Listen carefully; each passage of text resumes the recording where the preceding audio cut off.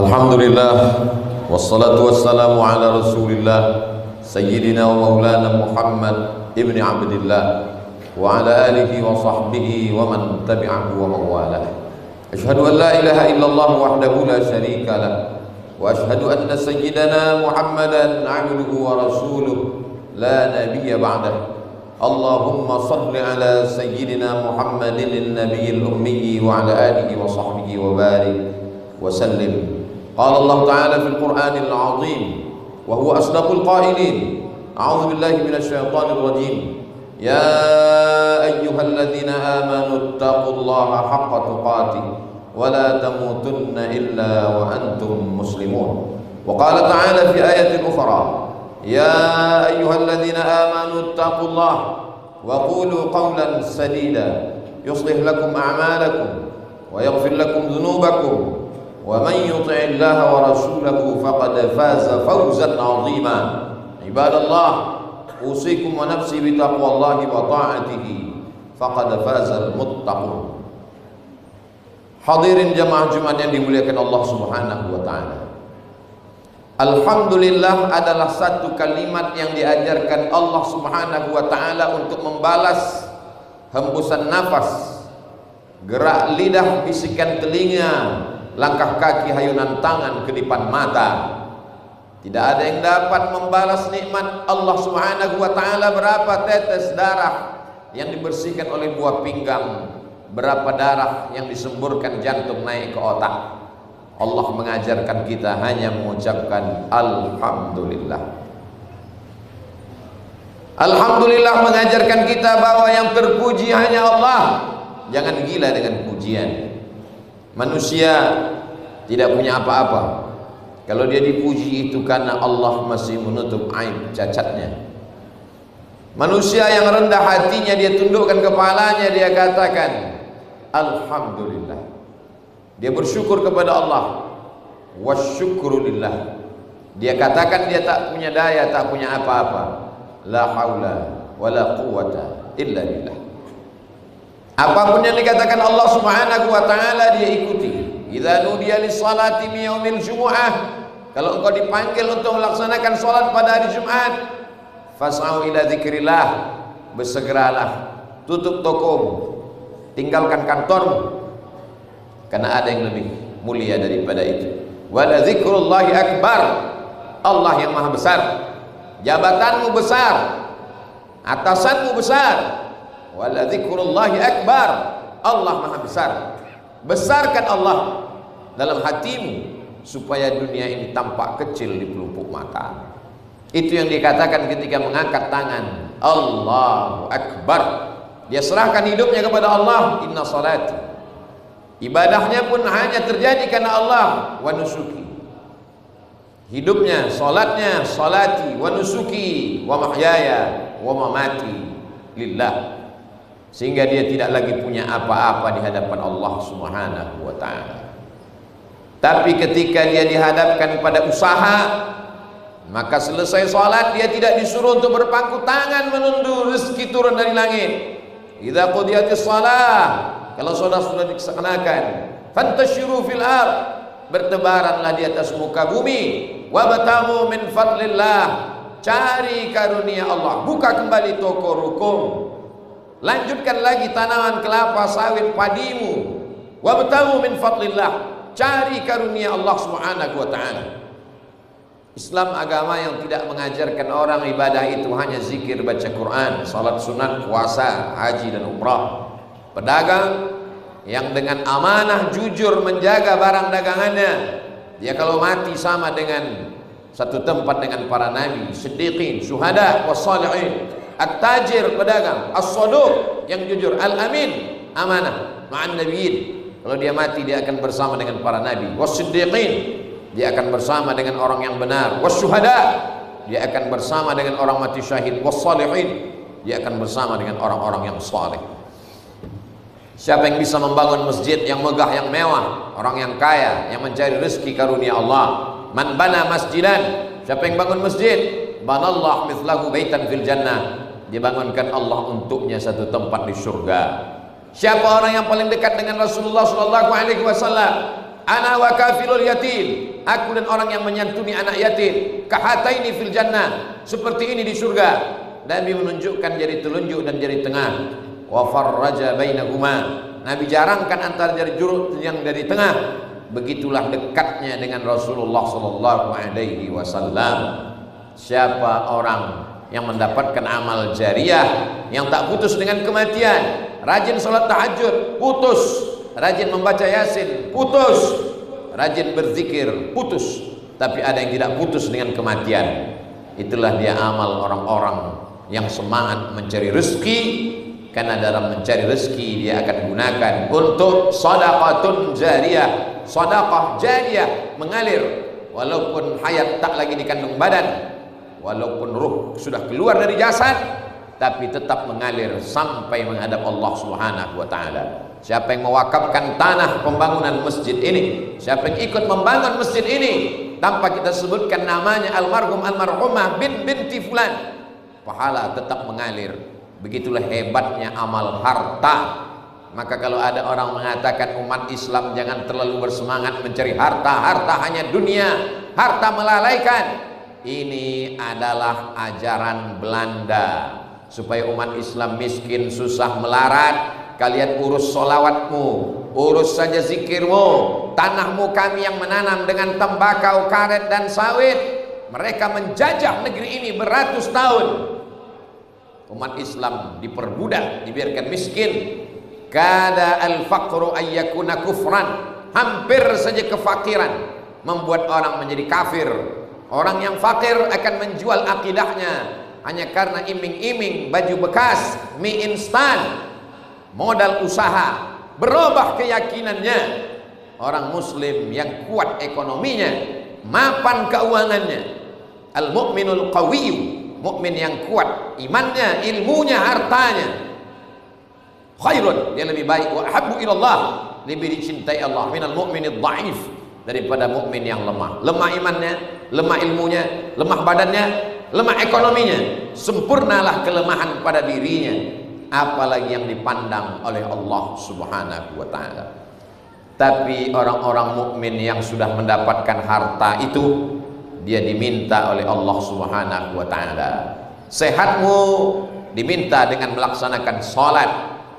Tapi azab untuk orang yang tidak berzakat dengan orang yang tidak salat, kita lihat dalam Al-Quran dalam konteks ayat yang berbeda. Masalakakum fi saqar, mengapa kamu masuk dalam neraka saqar? Mereka menjawab, lam naku minal musallin, kami masuk neraka saqar karena kami tidak salat. Adapun orang yang tidak mengeluarkan hartanya, yang tidak membayarkan zakatnya, azabnya lebih detail, bukan sekedar masuk neraka. Yauma yu'ma 'alaiha, harta yang dia tumpuk, yang dia simpan, yang tidak dia keluarkan zakatnya itu akan dipanaskan hingga mendidih. Fatukwa biha jibahuhum, ditimpakan ke keningnya, wa junubuhum, ke ususnya, wa zuhuruhum, ke pundaknya. Lalu apa kata Allah? Hadza ma kanastum, inilah harta yang dulu kamu tumpuk. Fadzuqu ma kuntum taknizun, rasakanlah akibat menumpuk harta. Mereka dikatakan sebagai pendusta-pendusta agama. Ara'aital ladzi yukadzibu biddin, tahukah kamu siapa itu pendusta agama? Fadzalikal ladzi yad'u'al yatim, mereka yang tidak pernah peduli kepada makan sekolah anak yatim. Wala yahuddu ala ta'amil miskin, dia tidak mau tahu dengan orang miskin tidak makan di sebelah rumahnya. Tahajudnya khusyuk, salatnya tidak tinggal, tapi kalau dia biarkan tetangganya sebelah tidak makan, kata Allah, kata Nabi, laisa bil mu'min, dia tidak diakui sebagai orang mukmin. Yabitu syab'anan, dia bisa tidur lelap dalam keadaan perut kenyang. Wajaruhu ila jambihi ja'i'un, sementara tetangganya kelaparan. Mengapa orang yang tidak berzakat itu azabnya lebih dahsyat? Karena kalau orang tidak sholat, itu hanya hubungan dia dengan Allah. Tapi orang yang tidak berzakat, hubungan dengan Allah dan hubungan kepada sesama manusia. Berapa fakir miskin yang tidak makan, dia ikut menanggung dosanya. Berapa anak yatim yang tidak sekolah, dia ikut terkena. Berapa masjid yang tidak selesai, berapa jihad dilemahkan, Berapa mu'allaf yang tidak tergerak mau masuk Islam? Innamas shadaqatu lil fuqara wal masakin wal amilina 'alaiha wal mu'allafati qulubuhum wa fir riqab wal gharimin wa fi sabilillah wa ibnis sabil. 8 golongan akan menuntutnya di hadapan Allah karena dia memakan jatah mereka. Ada orang-orang yang ketika diminta kakinya untuk melangkah ke masjid, sebelum azan dia sudah sampai. Ada orang yang ketika diminta untuk sampai ke Baitullah, setahun 2 kali dia haji dan umrah. Ada orang yang ketika diminta telinganya mendengarkan tausiah, sabar mendengarkan khutbah. Tapi ketika diminta hartanya tidak banyak, 2,5% dari 85 gram yang dititipkan Allah, padahal itu bukan punya dia, itu pemberian Allah. Dia tidak punya apa-apa, pinjaman dari Allah. Tapi karena dia sudah kena penyakit bakhil, penyakit syuh, wa may yuqa syuhha nafsihi, siapa yang menjaga dirinya dari penyakit bakhil, faulaika humul muflihun, itulah orang-orang yang beruntung. Maka kita diajarkan berpuasa 30 hari lamanya, tidak makan, tidak minum.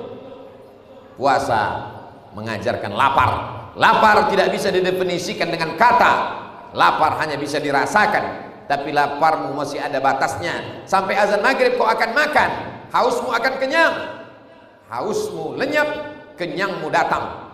Tapi mereka yang tidak makan berhari-hari, rasakan kelaparan mereka. Tidak hanya sekedar bersimpati, lebih tinggi daripada itu berempati. Tapi zakat tidak bisa kita hitung sendiri, kita bayarkan sendiri, kita ikut perasaan kita. Boleh jadi kita salah, kita tidak sadar. Konsultasikan, tanyakan, kalau pendapatan saya sekian jumlahnya, apakah saya sudah wajib zakat atau belum? Apakah ini dihitung neto, bersih atau bruto, kotor? Berapa yang mesti saya bayarkan? Apakah boleh saya bayarkan kepada saudara, keluarga, istri, anak, kandung? Apakah bisa disejalankan dia dengan membayar hutang? Fas'alu ahla dzikri, tanya ulama. Ada ulama-ulama yang khusus duduk di badan amil zakat nasional. Jangan kita lakukan sendiri. Banyak umat Islam ketika kendaraannya rusak dia bawa ke bengkel kendaraan. Ketika AC-nya rusak dia bawa ke servis. Ketika handphonenya rusak dia bawa ke tempat orang yang paham. Tapi masalah agama dia betulkan sendiri. Dhalla wa adalla, dia sesat, tersesat dan menyesatkan orang lain. Wa yahsabuna annahum yuhsinuna sun'a, mereka menyangka mereka sedang beramal berbuat baik, padahal amalnya jauh dari kebaikan. Satu lidi tidak dapat berbuat apa-apa. Lidi-lidi kecil hanya akan patah menjadi sampah. Begitulah zakat kita, personal, per orang, per kepala, habis dimakan tetangga. Kita hanya memberikan ikan matang, dimakan habis, besok dia akan mengemis kembali.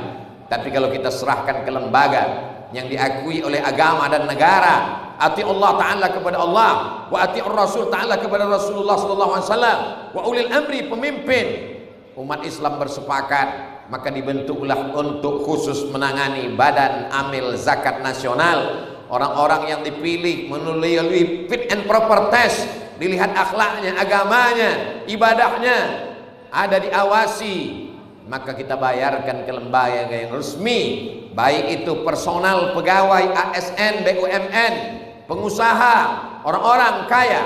Walaupun tidak datang petugas zakat menghitungnya, melihat uangnya di dalam lemari besi, tapi sesungguhnya ada yang lebih tahu siapa dia. Wa nahnu aqrabu ilaihi min hablil warid, kami lebih dekat kepada hamba kami itu daripada urat nadinya sendiri. Silakan tidak berzakat, tapi Allah Maha tahu. Silakan memakan zakat.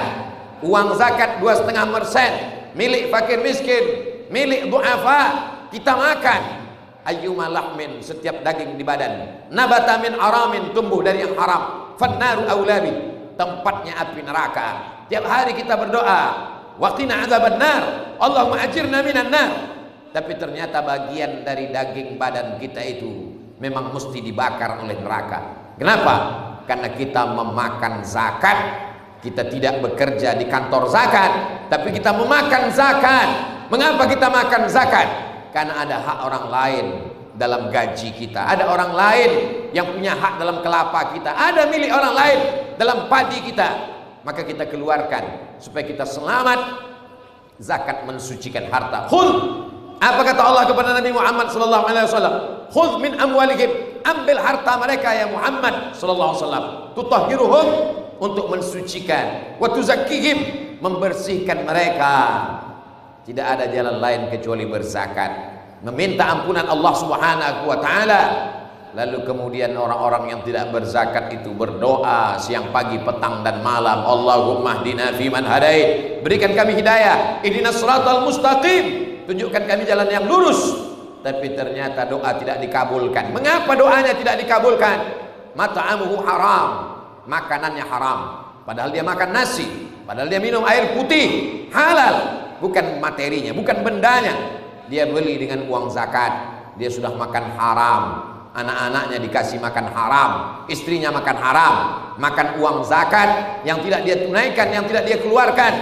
Wa fi amwalihim haqqum ma'lum, di dalam hartamu ada milik orang lain. Lis-sa'ili, yang meminta-minta, wal mahrum, ada mereka yang tidak meminta karena menjaga harkat martabat kehormatannya di hadapan Allah. Dia tidak ingin nanti saat di padang mahsyar menghadap Allah dalam keadaan daging-daging wajahnya rontok berjatuhan. Mereka tidak ingin menghilangkan harkat martabat diri mereka, maka kita jaga mereka dengan membayar zakat. Kalau zaman Nabi Shallallahu Alaihi Wasallam, petugas zakat datang ke Yaman, memeriksa, menghitung, membagi, distribusi, membayarkan. Hari ini tidak ada orang yang datang mengetuk pintu kita, menghitung uang di laci kita, menghitung berapa berat tonase, sawit, kelapa, karet, getah, ikan. Tapi semua kita sadari bahwa kita semua akan mati menghadap Allah Subhanahu wa taala. Ma'akal tafa'afnaita, uang hasil pencarian yang kau makan busuk, wa malabista fa'ablaita, yang kau pakai belikan pakaian, kendaraan, rumah, lapu, wa mata saddaqta fa'amdaita, yang kau bayarkan dalam bentuk zakat, wakaf, infak, sedekah, itulah yang akan kekal abadi. Barakallahu li wa lakum fil Qur'anil azim wa nafa'ani wa iyyakum bima fihi minal ayati wadh-dhikril hakim wa taqabbala minni wa minkum tilawatahu innahu huwal ghafurur rahim.